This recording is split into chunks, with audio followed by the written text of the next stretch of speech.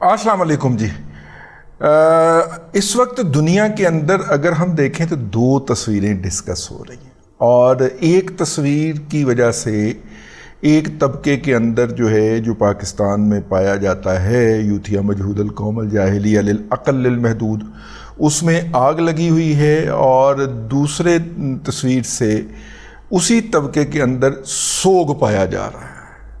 तो जो जिस पे आग लगी है पहले उसकी बात करेंगे, जिस पे सोग, पहले आग लगती है फिर सोग होता है। तो पहले आग वाली तस्वीर जी आज शेयर हुई है सोशल मीडिया के ऊपर, बल्कि तीन तस्वीरें अगर हम कहें तो इस वक्त हैं। तीनों की बात करते हैं। आग वाली तस्वीर जो है जी वो ये है कि हाफिज सैयद आसम मुनीर शाह साहब जो हैं वो एक जंगी मशकों के सिलसिले में तुर्की पहुँचे हुए हैं। पाकिस्तान मुख्तलिफ ममालिक के साथ जंगी मशकें करता रहता है। तुर्की के साथ भी मेरा ख्याल है इस वक्त कोई हो रही हैं जंगी मशकें, और ज़ाहिर बहरिया की बरी अफवाज की होंगी, इसलिए हाफिज साहब गए हुए हैं।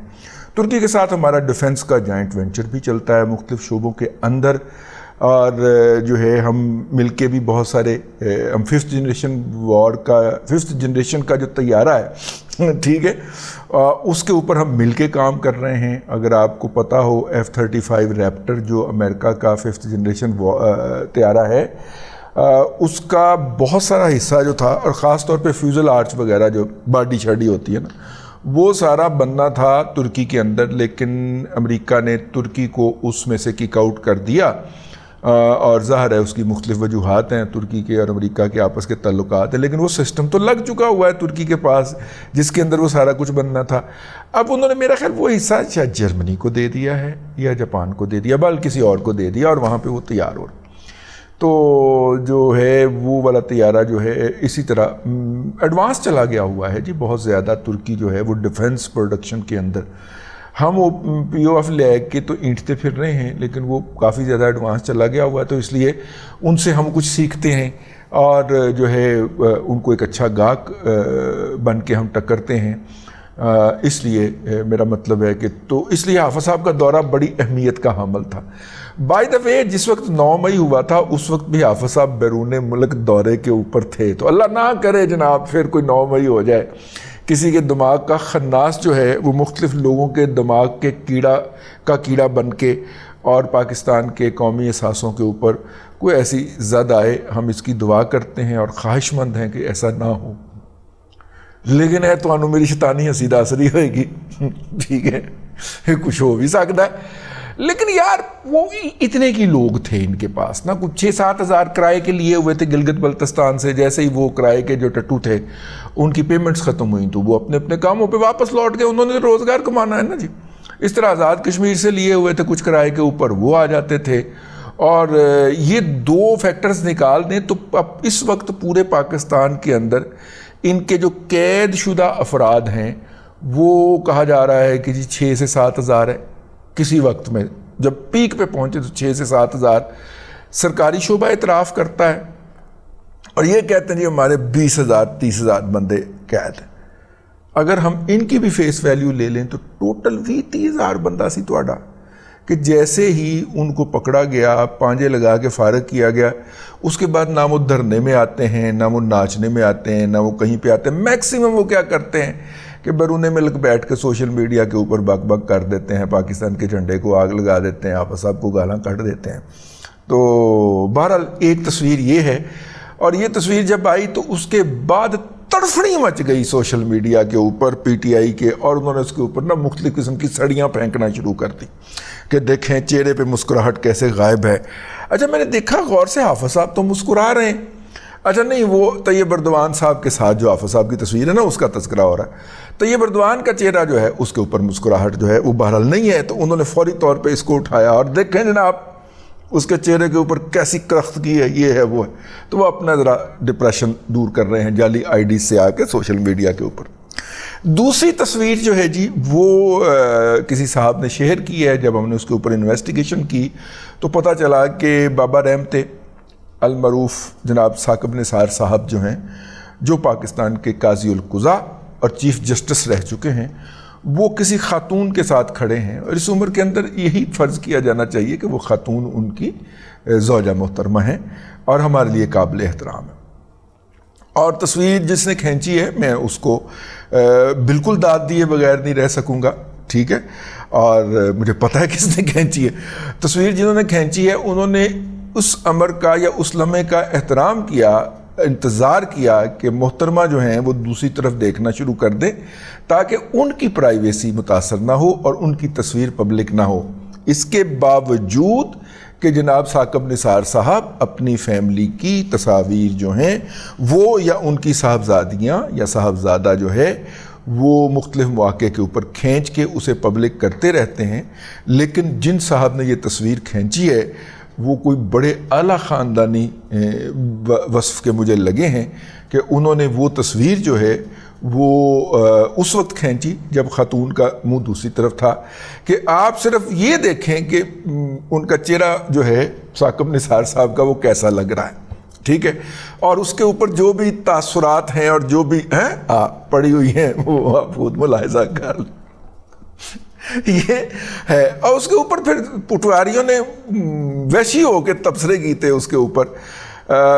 اس تصویر سے ایک ہماری اور بھی خبر کی کنفرمیشن ہو گئی جو ہم نے پچھلے دنوں آپ کو پہنچائی تھی کہ جناب ثاقب نثار صاحب کا کوئی گھر بن رہا ہے ڈیفنس کے اندر، تو انہوں نے وہاں پہ جو چھوٹے چھوٹے کانٹریکٹر آپ نے لگائے ہوتے ہیں نا، رنگ والا کانٹریکٹر اور ہوتا ہے، ٹائلوں والا اور ہوتا ہے، ٹھیک ہے، یہ جو اپنا کچن کا کانٹریکٹر اور ہوتا ہے، اس طرح کر کے مختلف چھوٹے چھوٹے کانٹریکٹر آپ نے لگائے ہوتے ہیں، تو انہوں نے سب کو ایک دن بلایا اور انہوں نے کہا کہ جتنی پیمنٹ چاہیے میرے سے ابھی لے لو کیونکہ میں کچھ عرصے کے لیے پاکستان سے باہر جا رہا ہوں۔ پھر سوشل میڈیا اطلاع آئی کہ وہ امریکہ تشریف لے کے گئے ہیں، ٹیکساس کے اندر ایک پہیے تے موٹر سائیکل چلاندے پائے جا رہے ہیں، کسی نے مذاقاً ہمیں بتایا، اور انہوں نے کہا کہ جی میں جو تھا میں نے ان کو دیکھا ہے وہاں پہ، اور مجھے پتا ہوتا کہ آپ نے ویلاگ میں ان کا ذکر کیا ہے تو میں ان کی ویڈیو یا تصویر بھی بنا لیتا، لیکن بہرحال وہ وہاں پہ تھے، وہاں پہ شاید ان کے کوئی میرے خیال صاحبزادی ہیں، اللہ تعالیٰ صاحبزادی کو شاد آباد رکھے،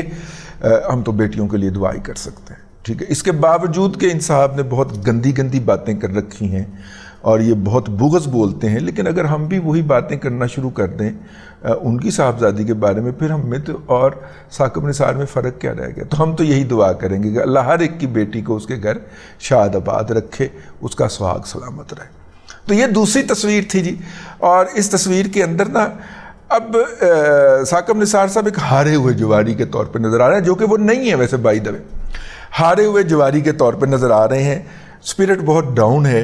تو پھر مجھے یاد آیا کہ یار یہ دوحہ قطر جو ہے، یہ دوحہ قطر کی تصویر، اچھا ٹھیک ہے، وہ گئے ہوئے ہیں نا یار، اس کو پہچان لیا، اچھا دوحہ قطر کی تصویر ہے، اور دوحہ قطر میں ہمارا قطر ایئر کا ٹرانزٹ ہوتا ہے، اور اس میں آپ جب پچھلا 8 گھنٹے کی، 5 گھنٹے کی، 10 گھنٹے کی، 12 گھنٹے کی فلائٹ کر کے آ رہے ہوتے ہیں تو آپ ایگزاسٹ ہو چکے ہوتے ہیں، ٹھیک ہے، باقاعدہ تھکن آپ کے اوپر نازل ہو رہی ہوتی ہے، اور آپ کو قیامت نظر آ رہی ہوتی ہے کہ اب آپ نے آگے 3.5 گھنٹے کا ٹریول مزید کر کے لاہور پہنچنا ہے۔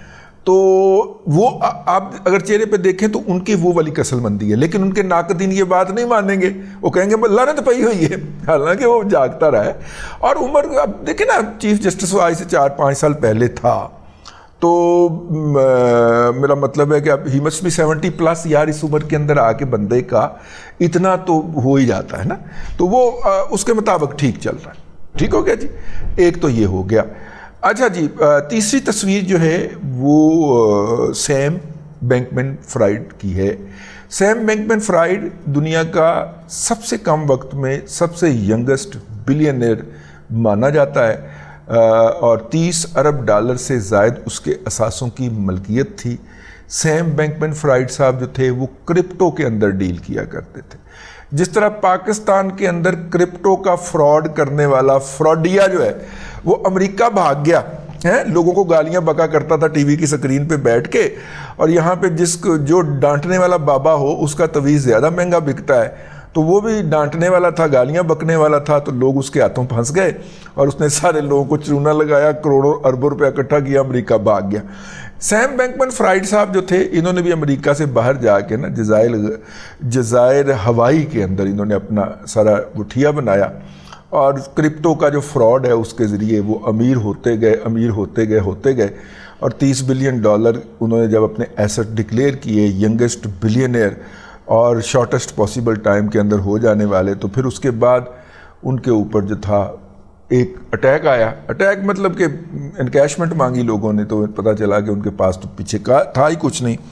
تو انہوں نے بینکرپسی فائل کرنے کی کوشش کی, یا میرا خیال ہے چینی جو کرپٹو کا کاروبار کرتے ہیں ان سے مدد لینے کی کوشش کی, انہوں نے مدد نہیں کی.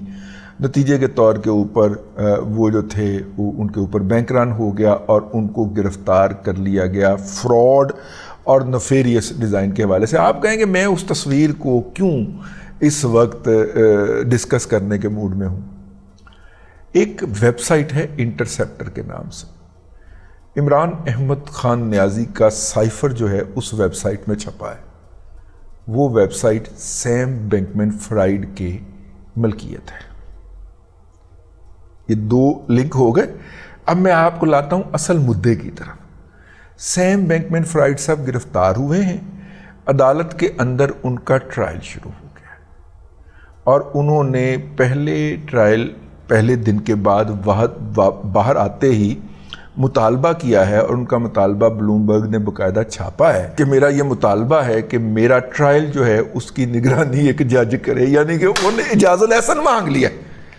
ٹھیک ہے, آپ ان کی انٹرنیشنل کنیکٹیوٹی دیکھیں کہ ایتھے اعجاز الاحسن اپنے آپ کو خود مسلط کرتا ہے, اوتھے ان کا جو سرپرست ہے یا ان کا جو فرینڈ ہے یا ان کا جو بڈی ہے یا ان کا جو کزن ہے وہ خود کہہ رہا ہے کہ جناب میرے اوپر جناب ایک نگران جج لگایا جائے, اور نگران جج کا نام بھی وہ دے جائے کہ اس کو نگران جج لگایا جائے کیونکہ اس کو کرپٹو کا پتہ ہے. وہ پرانے زمانے کے اندر امان اللہ خان کہا کرتے تھے کہ ساڈا خون جتھے بھی ہوئے بولے گا ضرور. تو خون بول پڑا ہے جی. ٹھیک ہے, جو کام پاکستان کے اندر جس لابی نے, جس عالمی لابی نے اعجاز الاحسن نامی شخص سے لیا تھا, وہی لابی اور اس کی کنیکٹیوٹی اور اسی کے ریکمینڈڈ لوگ جو ہیں وہی کام امریکہ کے اندر بھی لینا چاہتے ہیں کسی اس جیسے ہی اعجاز الاحسن سے. کیسی رہی؟ تو 3 تصویریں ہیں جی, 3 تصویریں آپ نے سونے سے پہلے دیکھنی ضرور. اب تک کے لیے اتنا ہی, اگلے ولاگ کے اندر پھر حاضری ہوگی. اللہ تبارک و تعالیٰ آپ کو آسانیاں عطا کرے اور آسانیاں خلق خدا میں تقسیم کرنے کی توفیق عطا کرے.